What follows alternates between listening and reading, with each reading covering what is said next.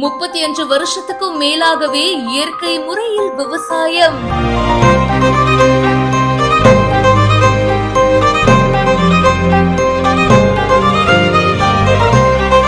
இதுல 95 சென்ட் விவசாயம் வருது. 30% நமக்கு விளைச்சல் கூடி வருது. தண்ணி செலவு மிச்சம். தண்ணியை தேவையில்லாம நாம செலவு பண்ண வேண்டாம்.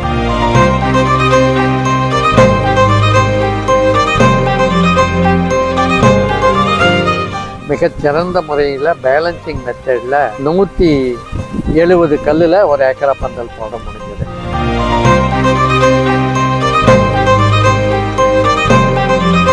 கடந்த 35 வருஷத்துக்கும் மேலாகவே பாத்தீங்கன்னா ரசாயன மருந்துகள் எதுவுமே இல்லாம இயற்கையான இடுபொருட்களை கொண்டு பந்தல் முறையில தன்னுடைய நிலத்துல காய்கறிகளை உற்பத்தி பண்ணி அதுக்கு அவரே ரேட்டும் பிக்ஸ் பண்ணி விற்பனை பண்ணிட்டு இருக்காரு. திருப்பூர் மாவட்டம் கேத்தனூரை சேர்ந்த விவசாயி பழனிசாமி தாங்க அவரு.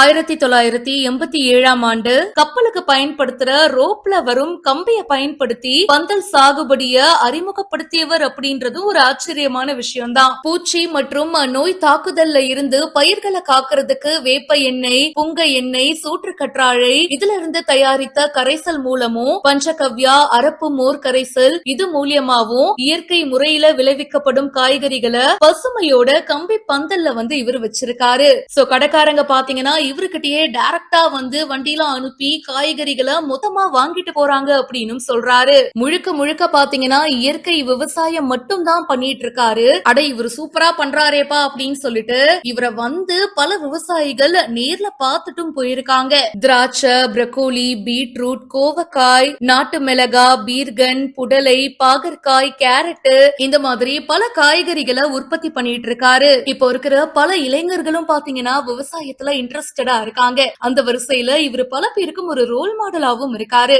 இந்த வீடியோ பத்தின உங்களுடைய கருத்துக்களை கமெண்ட் செக்ஷன்ல சொல்லுங்க. மேலும் பல செய்திகளுக்கு இப்பவே பிஹைண்ட் ரூட்ஸ் ஃபாலோ பண்ணுங்க.